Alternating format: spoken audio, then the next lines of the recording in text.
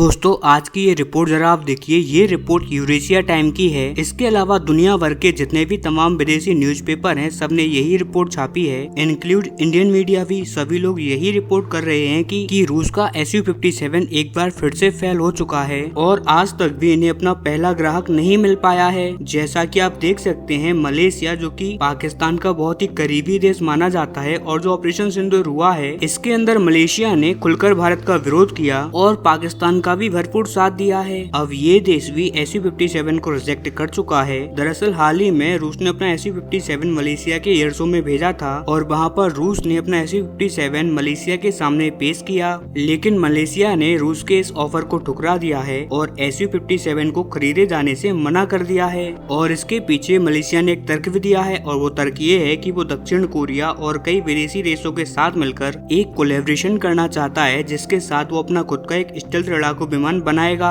या फिर जो अन्य मार्केट में ऑप्शंस हैं, जो जितने भी अलग SU-15 के अलावा स्टेल्थ फाइटर जेट हैं उन्हें परचेज करेगा। फिलहाल SU-57 को मलेशिया नहीं परचेज करना चाहता है और ये रूस के लिए बहुत ही करारा झटका है। लेकिन दोस्तों अगर अभी तक आप लोगों ने इस चैनल को सब्सक्राइब नहीं किया है और वीडियो को लाइक नहीं किया है तो मैं आप लोगों से निवेदन करता हूँ कि आप जल्दी से जल्दी इस चैनल को सब्सक्राइब करें और वीडियो को लाइक करें आगे आने वाली फ्यूचर में ऐसे ही और अमेजिंग खबरों को जानने के लिए। आइए अब हम वीडियो में आगे बढ़ते हैं, क्योंकि रूस को अभी तक भी SU-57 के ग्राहक मिलने का नाम भी नहीं ले रहे। और यहाँ पर भी रूस के लिए सबसे बड़ी ट्रेजेडी तो ये है कि रूस का अभी तक मानना यही है कि पूरे रूस के इतिहास में रूस का सबसे खतरनाक हथियार यही है SU-57। ये रूस का सबसे ताकतवर, सबसे बेहतरीन और सबसे ज्यादा एडवांस फाइटर जेट है, लेकिन इसके बावजूद एक भी देश इसे परचेज करने के लिए रेडी नहीं है। इतना ही नहीं, अब से कुछ ही महीने पहले अगर आपको याद हो तो मैंने आपको एक रिपोर्ट देकर बताया था कि अल्जीरिया की मीडिया के थ्रू एक खबर निकलकर सामने आ रही है कि अल्जीरिया SU-57 को परचेज कर रहा है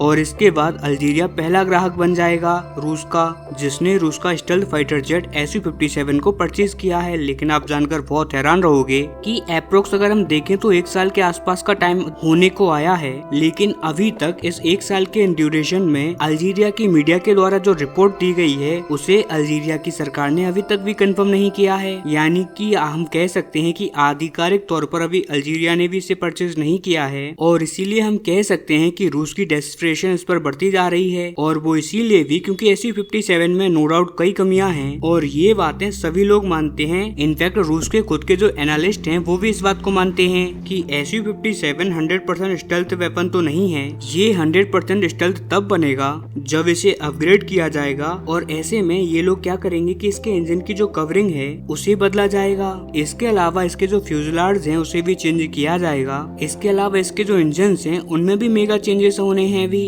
तब कहीं जाकर ये 100% स्टेल्थ वेपन बनेगा। लेकिन उसके लिए चाहिए रूस को हैवी फंडिंग और ये फंडिंग तभी आएगी जब कोई देश रूस के इस फाइटर जेट को बड़ी हैवी और भारी मात्रा में परचेज करेगा। लेकिन इस बार रूस की किस्मत उसकी साथ नहीं दे रही, क्योंकि भारत के जो दुश्मन देश हैं जैसे कि तुर्की हो गया, वो भी इन फाइटर जेट्स को परचेज करने के मूड में नहीं है। इनफैक्ट तुर्की तो लगातार अमेरिका से गुहार लगा रहा है कि आप हमें F-35 दे दो और इसके बदले में हम रूस का जो S-400 है जो कि रूस ने हमें दिया है, हम इस एयर डिफेंस सिस्टम को कभी भी इस्तेमाल नहीं करेंगे। हम इस एयर डिफेंस सिस्टम को अपनी सेना से बाहर कर देंगे। अब आप इसी बात से अंदाजा लगा लीजिए कि SU-57 के खिलाफ कितनी तेजी से हवा बह रही है। और इसी वजह से अब क्वेश्चन भारत से पूछे जा रहे हैं कि जब कोई भी दुश्मन का देश ये हथियार परचेज करने के लिए रेडी नहीं है तो ऐसे में क्या भारत को इसको एक्वायर करना चाहिए। लेकिन इसके साथ एक दलील और दी जा रही है कि जितने भी देश SU-57 को रिजेक्ट कर रहे हैं उन्हें अर्जेंट बेसिस पर कोई भी स्टेल्थ फाइटर जेट की आवश्यकता नहीं है। चाहे मलेशिया हो, उसे भी खास जरूरत नहीं है किसी भी स्टेल्थ वेपन की। हम तुर्की की बात करें तो उसके पास F-35 एक ऑप्शन आता है और इसके अलावा उसे भी इंस्टेंटली कोई नीड नहीं है। लेकिन वहीं अगर हम भारत को देखें तो भारत को अर्जेंट बेसिस पर SU-57 की नीड है, क्योंकि भारत के दो सबसे बड़े दुश्मन चाइना और पाकिस्तान, इन दोनों के पास स्टेल्थ फाइटर जेट आने वाले हैं जिनका नाम है J-35A stealth fighter jet. In fact अगर हम पाकिस्तान की बात करें तो पाकिस्तान के पायलट तो इस टाइम पर, जब मैं आपको ये वीडियो बनाकर बता रहा हूँ, उस टाइम पर भी पाकिस्तान के पायलट चाइना में जाकर इस J-35A की